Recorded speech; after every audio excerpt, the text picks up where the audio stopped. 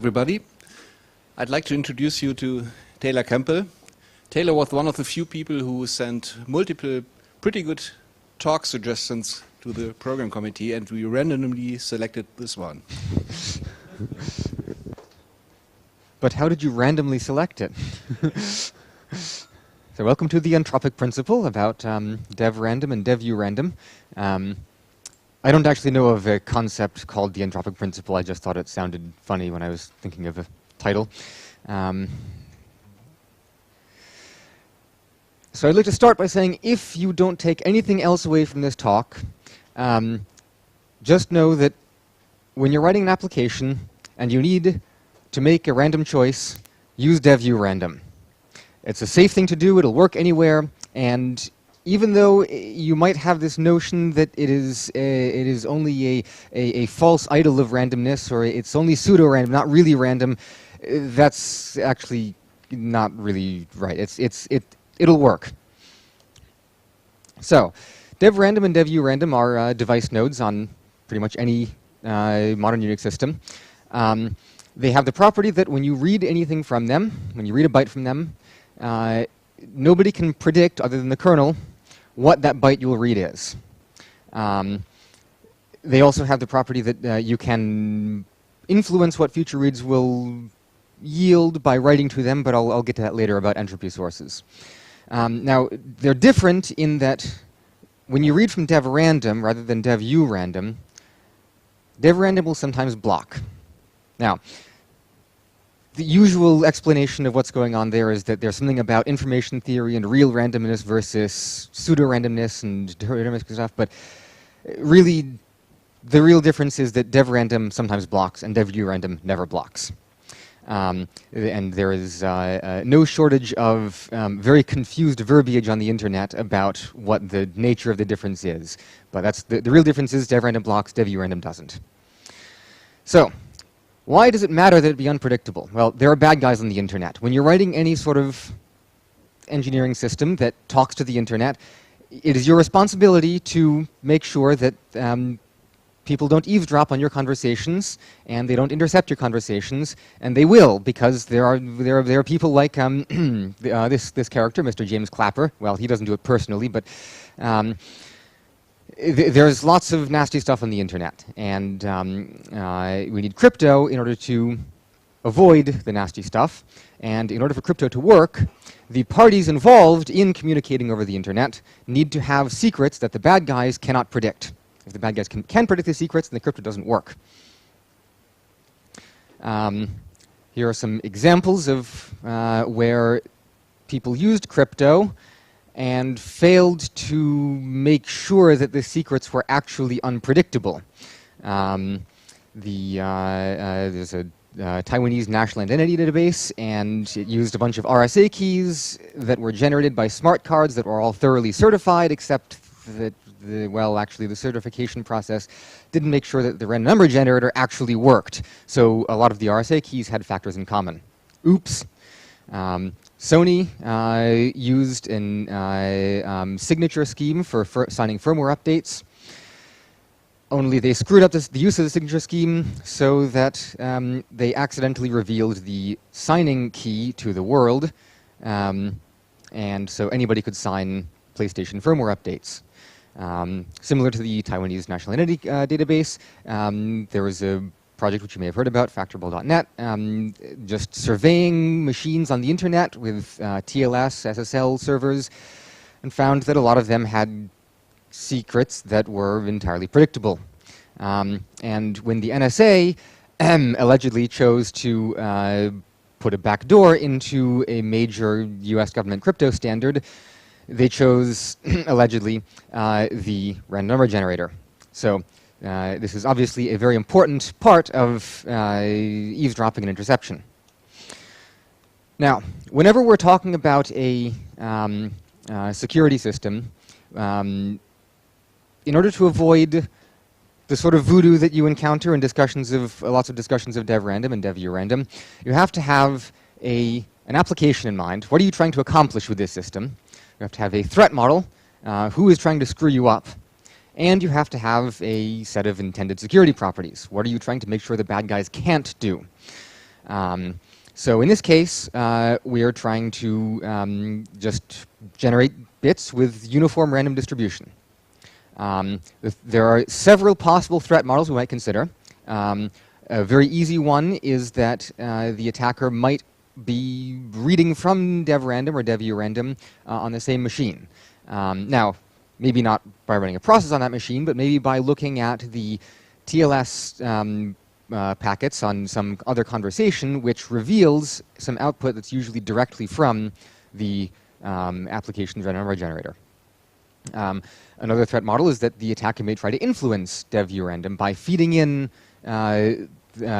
entropy from either by banging on your own keyboard or by sending network packet timings, which are where to places where the operating system tries to derive some of its random decisions. Another possible threat model is the attacker can totally compromise your machine and get at the complete internal state of kernel memory. Now, this is not a threat model that you can do all that much about, but there is one thing that that we can defend against with that, which is about making sure that if you have generated a key from dev-random or dev-urandom in the past, and somebody later compromises your machine, you want to make sure that they still can't predict what your key was. So these are three different threat models that are relevant in discussion of dev-random and dev-urandom. And any time that you're worried about the security properties, you need to consider the threat models that the properties are relative to. So we want to make sure that whatever the attacker is, they shouldn't be able to predict any output from dev-random or dev-urandom that they haven't seen before. Now, if they get the total internal state, they can predict future outputs, because if your machine is rooted, then you're hosed in the future. But they shouldn't be able to predict any past ones. They shouldn't be able to figure out what PGP key you generated last week. So, in order to discuss what unpredictable to an attacker means, we have to have some formalization of unpredictability. And we're going to use the language of probability theory very briefly in just a couple of slides to talk about that. So a random variable is just a model for a physical system that you can imagine observing. And you can imagine it taking on some particular value, say little x0, little x1, whatever. And we have a probability theory notation for writing what the probability of observing one particular value of this random variable, of this physical system, is. Now, given a random variable, we need some way to measure how unpredictable it is, because random variable here just means that there is some level of uncertainty in what you might observe, but doesn't mean anything beyond that. Doesn't mean uniform random, for example. So the usual popular approach of measuring how unpredictable a physical observation, a physical system, a random variable is Shannon Entropy. And you've probably heard of information theory and entropy in the past. And this is the formal definition of it. Roughly, it gives if you have a physical system that has some number of bits of information literally, like you consider maybe a pair of coin flips that has 2 bits of information, well, 2 bits of output literally. But if the probability of, if for some reason you're going to flip always heads for both of them, or always tails for both of them, and you're never going to flip heads for one and tails for the other, or tails for one, heads for the other, then the entropy in this physical process of flipping 2 coins is only 1 bit of actual entropy per bits of the random variable. So the rate of information is 1/2 bit of entropy per bit of output. So that's a popular thing that you will encounter in information theory, and especially in coding theory, and discussing error correcting codes and communication channels and whatnot. But it's actually not terribly useful for crypto, because if we have some random variable, big X, say, and there are a lot of possible observations for what X is, and let's say maybe X is your choice of password, and half the time you choose the password hunter too, but all of the times you choose uniformly at random from the other possibilities, The Shannon entropy makes it look like it looks like there's a lot of entropy in here. That is, it looks like there's, if I as an attacker wanted to exhaustively search the possibilities looking for your password, if I had some way to check whether my guess is correct, Shannon entropy says that should take a long time, right? Because if there are, if there are 2 to the 128 possibilities, then you have to search about half of those before you get the right one, on average.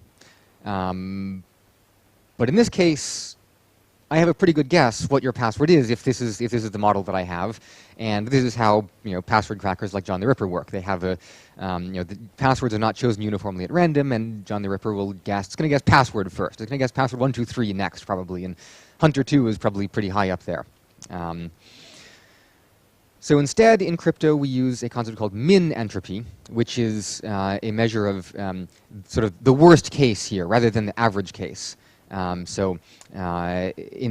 the case of half the time your password is Hunter 2, and all the rest of the cases, it's each possibility has a very low probability. The min entropy of that is going to be 1/2, or rather, it's going to be 1. There's only 1 bit of min entropy there, which means very predictable. Now, if we're looking at a random variable with uniform distribution, that is, every possibility has the same probability. For example, a nice unbiased coin where the heads and tails both have 1/2 probability. Then the min entropy is just the number of bits of the possible outcomes. So if you have a 1-bit outcome, then the min entropy of that is going to be 1. If you have a 128-bit string, if you're drawing randomly from those and with uniform distribution, then the min entropy of that is going to be 128. And in crypto, the standard practice is to use if you're making a very weak system, maybe 80 bits, but usually at least 128, or if you're a little more paranoid or you're worried about quantum computing, then 256 bits of min entropy. Okay. So, the kernel's job with dev-random and dev-urandom is to make reading k bits from the device, that is the physical process of reading k bits from the device, that should, if you model it a random variable, have k bits of entropy. So it's supposed to be very hard for an attacker to predict what the bits are. And if you draw 1 bit, then the attacker has a 50-50 chance of guessing right. If you draw 128 bits, the attacker has a very, very, very small chance of guessing right. Now, how does the kernel choose which bits to produce? Of course, if the kernel is a nice single-threaded computer program, then it should be deterministic. But kernels have access to physical devices, of course, and they make various non-deterministic observations of the physical devices that are attached to them. For example, the computers usually have more than 1 clock in them, and 2 clocks are never quite synchronized right. So if you look at the skew between the 2 clocks, that may be a little bit harder, a little hard to predict if you're not actually observing the clocks yourself. So if you are an attacker on the other end of the Ethernet cable, it may be hard for you to observe the 2 oscillators inside the computer you're trying to attack. Other possibilities are the timings of network packets or keyboard input, how far apart my keystrokes are and which keys I'm hitting. So if you run gpg-gen key to produce a new key, it'll print out a message kind of like this. Well, not literally this, but asking you to bang on the keyboard like a monkey until it has enough entropy to generate the key. So all of these devices that the kernel observes are themselves random variables, but they don't have nice uniform distribution. The spacing between my keystrokes is very much non-uniform. Right now, I am not typing any keys at all, so there's a very long gap. But if I were to go and type the URL to this presentation, then there would be a whole bunch of very short gaps. So it's not uniform at all. And sometimes these sources of entropy are under the influence of attackers. So if you have a network attacker and you're using the timing between network packets as a source of entropy, as a source of unpredictability for dev-random on your system, then, well, maybe the attacker can send packets on very regular intervals, maybe every millisecond or something, or every 10 milliseconds. Or if the attacker is trying to log into yours, unlock your screen lock, maybe your attacker can bang on the keyboard very robotically rather than like a monkey. And so that, yes, well, or the attacker can hold on to the space key until the screen locker crashes, but that's a separate issue. So, in order to do this, the kernel uses some crypto magic called an entropy extractor, and I'm not going to go into the details of all the crypto here. But basically, it pours all the entropy sources into a funnel and mixes them around so that they look a lot more uniform, rather than very non-uniform, like a bang on the keyboard like a robot, or long gaps between keystrokes and followed by very short ones. And then, once the kernel has mixed all this into a big funnel and produced a little output, it will use that as the seed for a pseudo-random number generator. That is a deterministic program that expands a short, unpredictable secret into a very long sequence of unpredictable secrets. Now, you notice I said this is the case for dev-random and dev-urandom. There's no difference between them here. It's not that dev-random usually spits out stuff directly from the entropy funnel, the entropy pool here, and dev-urandom makes something up and then uses a deterministic algorithm to spit out results. They both go through the same pseudo-random number generator. They both go through the same deterministic process, seeded by bits from the entropy sources. Now, what if you don't have all that much entropy? What if I've just booted up the machine, I just hit the power button, and I haven't typed any keystrokes? And it's a fresh install of my operating system, and SSHD starts up and auto-generates keys. Then, well, if I did this twice, there's a good chance I would get the same results. Or at the very least, there's a fairly small collection of results that I might get that an attacker could easily cycle through. Similar to the Debian OpenSSL debacle several years ago, where the OpenSSL userland PRNG was using a seed that was much too small, so that there was only a very small number of possible keys that it would ever produce. This would be bad, and you want to prevent anything from trying to use entropy when the system is actually predictable. So how do we prevent this? Well, the naive answer is that we wait until I have banged on the keyboard like a monkey, wait until the disk has started spinning and we've observed the heads on the disk have taken some time to move around, or we've observed some network packets, and that's enough. But and then, well, so traditionally, dev-random will block until the system has determined that enough of these events have happened. I've banged on the keyboard like enough of a monkey, not enough of a robot, but enough of a monkey. Or enough network packets have come in. So applications can use dev-random as a sort of barrier to wait for entropy to become available. You could, for example, you could have just an init script in your little embedded system that reads from dev-random before it launches anything that needs entropy. As soon as dev-random returns, the kernel has determined, I think that I'm unpredictable enough. Dev-urandom, in contrast, never blocks. Even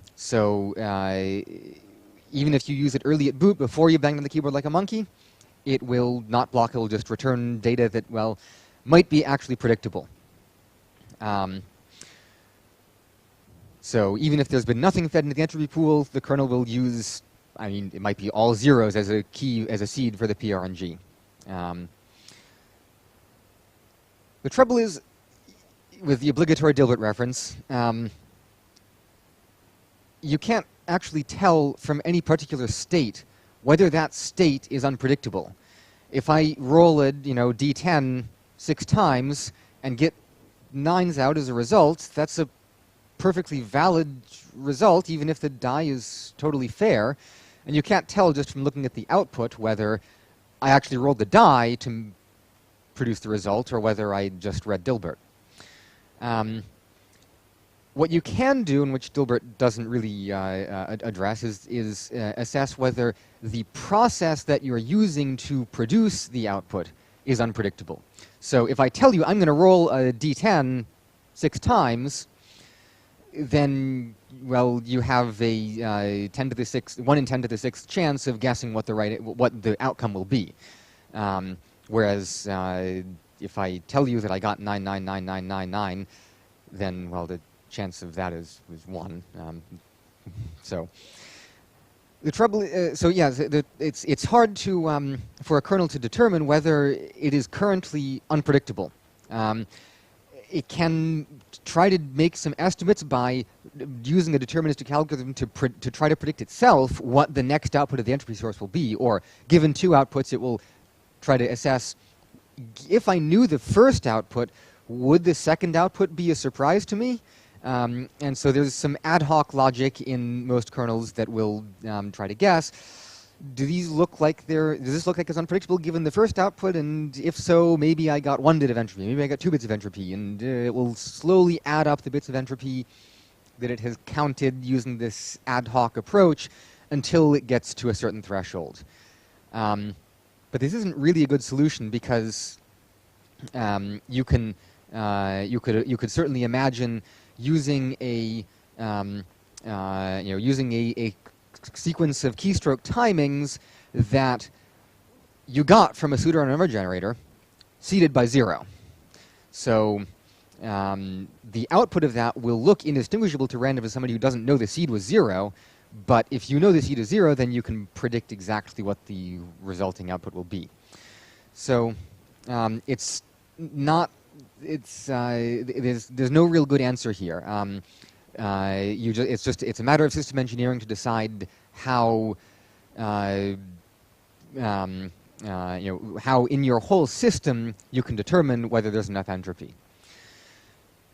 There's also this other concept of running out of entropy, which you'll encounter in a lot of the man pages and documentation on the web and discussions on the web and the interwebs and on IRC and everywhere about how sometimes if you use a lot of data from dev-random, you'll deplete the entropy pool. You'll run out of entropy, like running out of gas when you're driving your car or something. And then all of a sudden your car slows down and it can't produce secrets anymore. And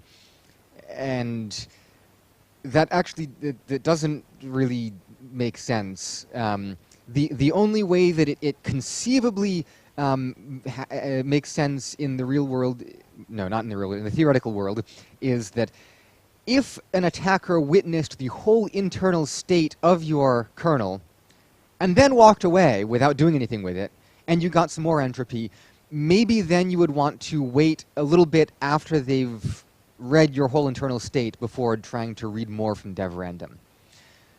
But if the attacker has already witnessed the full internal state of your kernel, there's a good chance they can do lots of other nefarious things, and you probably just don't want to use that machine anymore. So why would, that very peculiar theoretical use case aside, why would you want to block in dev-random long after boot? Well, there actually is a reason. So if you're using dev-random as a sort of unpredictability barrier, that is, as a way to ask the system, please wait until, or let me know when you've got enough entropy, you would like to keep that code path exercised, because if you run your application on your laptop, your development laptop, you'll always have enough entropy. So it'll never block. You'll never actually you'll never actually see the code path where the blocking happens. You'll see your application just snappily goes along and reads stuff from dev-random and it never blocks. Until you write an application that someone else at some other company uses on an embedded device, and they find that it causes all of their network to hang once they did an update to add your new code. And that was because you started using dev-random, and now all of their devices don't have enough entropy at boot, and you never tested the blocking code path, and they just never get past boot because your application never launched because it couldn't get entropy from dev-random. All that said, that's a fairly obscure use case, and most applications are totally happy with just using dev_urandom. So let me reiterate. If you're writing an application that needs an unpredictable secret, use dev_urandom. Now, what if there are no entropy sources, like on such an embedded device where at boot it just didn't have anything? There's no disk, there's no mouse you can move around, there's no keyboard you can bang on, and even if you had a keyboard, the monkey wouldn't help you. So in that case, the system, well, the kernel and the whole system, might be totally deterministic, and it can't provide anything from dev_urandom usefully. That is, anything it spits out of dev_random or dev_urandom, an attacker can predict, because they can buy the same embedded device, run the same software on it, and get exactly the same outputs. And this is presumably what happened with the factorable.net survey that resulting in the mining your P's and Q's paper. There were presumably a lot of embedded appliances that just had no entropy, and they booted up and generated the keys, and on 2 different appliances it was the same keys, or at least one of the same factors, because there wasn't much entropy, just a little tiny bit. So this is a real problem in practice. And, well, one thing you can do is when you install your system, when you flash it with an OS image, which you maybe do from your laptop or from something else, your laptop probably is in an unpredictable state. So you can take some entropy from dev_random on your laptop and just store it on the embedded device in a little non-volatile storage location. It takes only 32 bytes to be reliable. That's 256 bits, and that's enough for any crypto. Then you might later also want to save it again when you reboot the embedded device, and so you can restore it when you start up again, so that each boot will get different outputs, so it doesn't generate the same session keys over and over again. And if you do this, then you don't need in your whole system the use of dev_random as an unpredictability barrier, because the whole system has ensured your whole process of flashing the device with entropy derived from your laptop or something.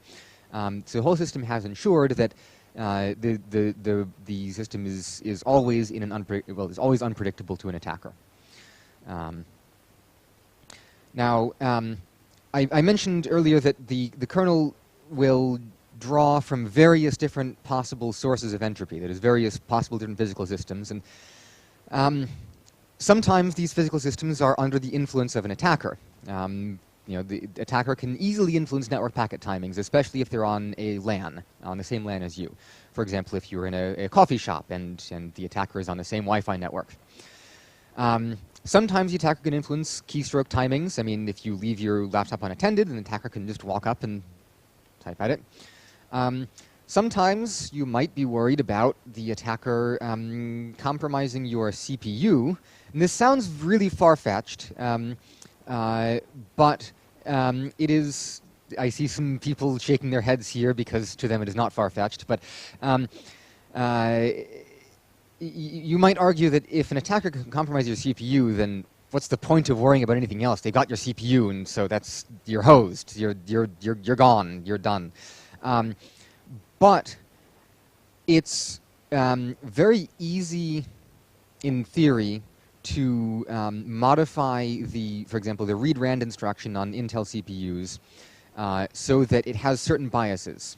Now, the biases are going to be hard for you and I to predict or to even measure, but for the dedicated attacker who put them there, maybe there is a secret key that lets them distinguish the bias, or lets them, you know, lets them follow the biases through, say, a TLS session.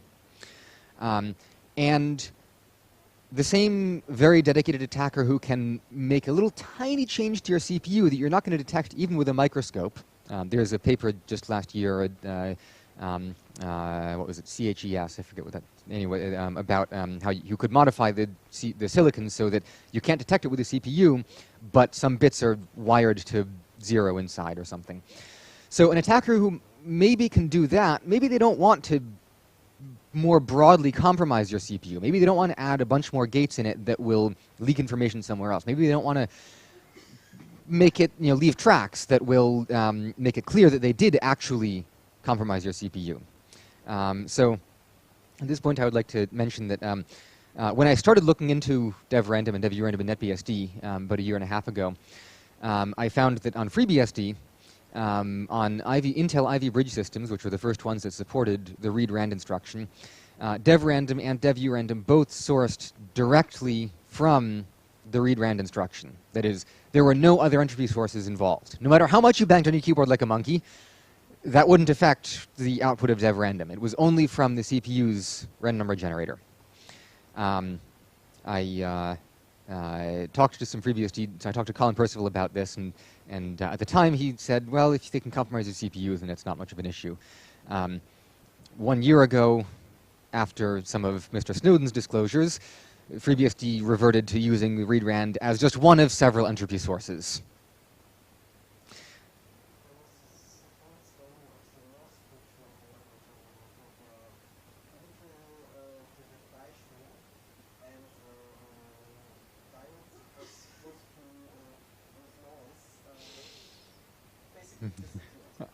So for for the recorded audience, Jörg just added that there was a Northbridge random number generator some time ago, to which Intel applied a die shrink, and in doing so, some of the diodes inside that were supposed to provide noise, that were supposed to provide entropy, went away and stopped providing entropy. In addition to the sort of mundane and not very uniform entropy sources that I've discussed, there are also various hardware random number generators, hardware entropy sources on the market. You can get PCI devices that you could add to your, add to your workstation. Various systems on chip have entropy sources on the die. And then there are CPU instructions like the Intel read-rand instruction or the VIA padlock instructions. Now, I've never personally looked into how any of these physically work. If you pay money for them, you would hope that they work well to be unpredictable, but who knows? I don't know. So actually, my favorite hardware entropy source you probably have in your pocket. It is just a coin here. And now, if you are practiced, you can make yourself reliably flip to heads or tails, whichever you want. But to all of you folks, what I flip is pretty unpredictable, and in fact, I'm not very good at. I don't even know how to make it flip heads or tails myself. I mentioned earlier you can write to dev-random, and so you can act as your own little entropy source. Writing to dev-random just provides entropy that goes into the entropy funnel and then is used to seed the PRNG. And so if you want to generate a key that you're kind of paranoid about and you're confident there are no cameras looking at you, so maybe do it in your own bathroom at home or something, and hope you haven't attracted the interest of a large nation state, then it takes 128 flips if you want a decent key. If you're bored, you can do 256 times. It just takes a couple minutes. And for a long-term key, if you want a key to last for 10 years without being compromised, without being guessed, then maybe a couple minutes is worth that time. That's all about the dev-random and dev-urandom in general. About a year and a half ago, as I mentioned, I started looking at the implementation in NetBSD, and found a lot of things where I wanted to improve it. So just a few little details of how it works in NetBSD. When you open dev-random, when you open dev-urandom, you'll get your own per thread or your own per file descriptor state, or per CPU state if you just make small reads from dev-urandom, which is a little bit silly. I'm not sure that's the right thing, but so the point of this is that dev-random and dev-urandom on NetBSD scale. You don't need to worry about multiprocessor issues. They're not, if two processes reading from dev-urandom can do it on different cores without interfering. For generating key material for crypto, NetBSD uses the NIST counter mode DRBG, deterministic random bit generator, synonym for PRNG, pseudo-random number generator. This is not the famous dual EC DRBG. This is one of the 3 totally reasonable algorithms in the same standard, which it's not plausible to have been backdoored.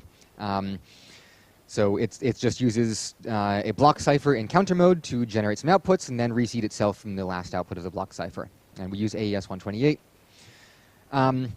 For non-key material inside the kernel, we use a much faster PRNG, much faster a stream cipher, Cha-Cha 8. This is only for preventing an attacker from preemptively guessing what the output will be, rather than retroactively guessing. So it provides predictive resistance, but not backtracking resistance. So we don't use it for key material. We use it only for like NFS transaction IDs. Similarly, the userland ARC4 random, which Theo gave a talk about just an hour or two ago, we're going to re-implement that soon with Cha-Cha 8 and basically have it be more or less the same as the kernel's fast PRNG. Although I did some surveys and I couldn't find any code that uses the ARC4 random API to generate key material. If you know of such code, please let me know. I would like it if there weren't such code so we could just not penalize the code that doesn't need backtracking resistance. But I would like to know if anybody really does use it for key material. For key material, as I said earlier, if you want to generate a key, use dev_urandom.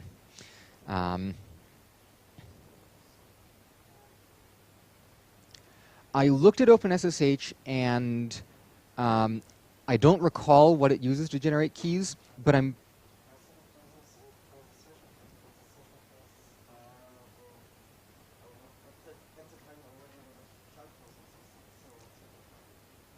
okay. I had thought that OpenSSH used the OpenSSL PRNG, but maybe not. I don't remember. I'm not sure.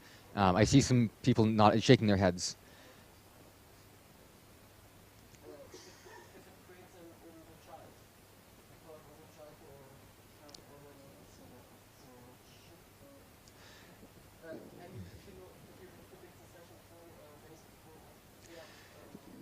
So, yeah. So, but what? Yeah. So the question for the recorded audience is, doesn't OpenSSH use ARC4 random for session keys? And Jorg says it does, but only in the child process. And the child process will have only one session. Future child processes will be reseeded separately. So you can't use their session keys or anything about them for total compromise of future child processes to guess the session keys of past child processes. That's my guess right now, but I'm not sure about this. So we can take this offline, discuss it further. So that's it. Use dev_urandom. Any questions?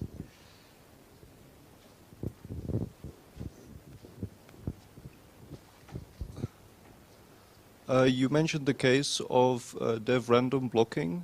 In the case when it has enough entropy, how does it know when to block and when to unblock in this case? So basically, there is one of these little accounting trolls sitting inside the implementation of dev random, and it debits a little counter every time you read data from the entropy pool, roughly. This is how it traditionally works. And once the entropy count goes down to a certain amount, then it decides, time to block. This doesn't really have any physical significance. It's just the way it's traditionally done. Personally, I would consider just having it flip a coin to decide whether to block, just so that your code paths get exercised, and otherwise you're not led down a path of treating entropy like a scarce resource like oil that you can deplete. So you recommend using dev_urandom. What about the new syscall? Didn't it? Yeah, so the trouble with the new system call, or the new system calls, or the new system calls with multiple flags, or which are different on different the point is there are multiple proposals floating around right now, one implemented in OpenBSD, one implemented in Linux. NetBSD has a sysctl node that you can use to grab entropy, and that's how yeah, FreeBSD too. That's how ARC4 random in libc seeds itself. It doesn't use dev_urandom. That's all well and good, but right now, if you're running an application, you can make it like 4 lines of code to open dev-urandom and read from it, rather than 60 lines of C preprocessor to detect what operating system you're on, whether it has dev-urandom, plus the autoconf stuff to decide whatever else. So, soon enough, maybe there will be a standard library call that we can all use for generating key material. But right now, I still say use dev-urandom.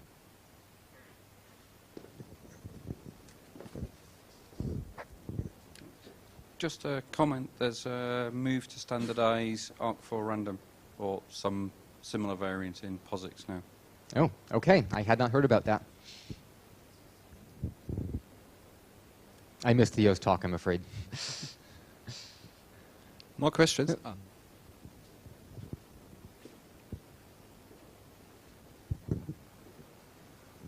So one of the big problems with dev-urandom, as you might know, and Theo did mention that, is that basically you can be in change root or use capsicum in FreeBSD, which we use more and more now. So using global namespaces to actually locate the random device, it is a bit problematic. So CTL is much better solution for now, or some dedicated system call for that. Yes. Nevertheless, I think right now it is much easier for most applications to get by using dev-urandom. And yes, but what you said about 4 lines of code, I think it's much complex than that, because sure. you also have to handle the case when you cannot open the random and what to do next. Well, then you fail. Which abort, crash. Not if you are in a library, so it does complicate. Well, what happens if the sysctl system call fails? It is much easier to make it impossible to fail, or the system call to make it impossible to fail. Sure. But understand the portability argument, of course. So yeah, I mean, I think that it would be good if we had a system call that were simpler than, sorry, standard library routine that were simpler than dev-urandom. I think that sounds great, but right now that's not there yet, and so. Another question, because as far as I understand, and from what I saw from some previous discussions when you guys designed all this, is that you have 2 kinds of randomness, faster and let's say weaker, and yeah, that was the slow CTR DRBG with AES versus the fast Cha-Cha-8. Which I also find a bit controversial, because you pass the burden to the application writer to actually decide which to use. And of course, I think that the better move is to remove such a burden from application writers, because honestly, most of them have no idea which one to use. Yep, that's fair. I don't disagree. So you should create one AP. Oh yeah, these are just within the kernel. So for userland programs, dev-random and dev-urandom, it's all goes through the AES CTR DRBG. That all goes through the slow one that's fit for key material. Yeah, I agree that using the counter mode DRBG is a much better idea, but I have written applications that use millions of bits of entropy, and AES 128-bit CTR is very, very slow when you're consuming millions of bits. Yeah, that motivated the choice of Cha-Cha-8, which is very fast and even in very naive C code, and has a very low footprint, just a couple of cache lines, so you can distribute it across CPUs. Thank you. And why Cha-Cha-8 and not Cha-Cha-20? It's a lot faster. And currently, Cha-Cha-8 remains unbroken, to the best of my knowledge. So Cha-Cha-8, you can compute 64 bytes of output in about 300 Ivy bridge cycles using naive C code. Cha-Cha-20 takes a good deal more. So did you discuss with OpenBSD guys why they choose Cha-Cha-20? Nope. I like to be slow.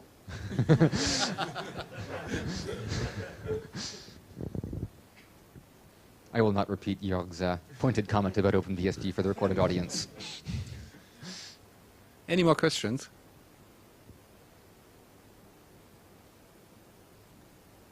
Okay, thanks. Oh, thank you.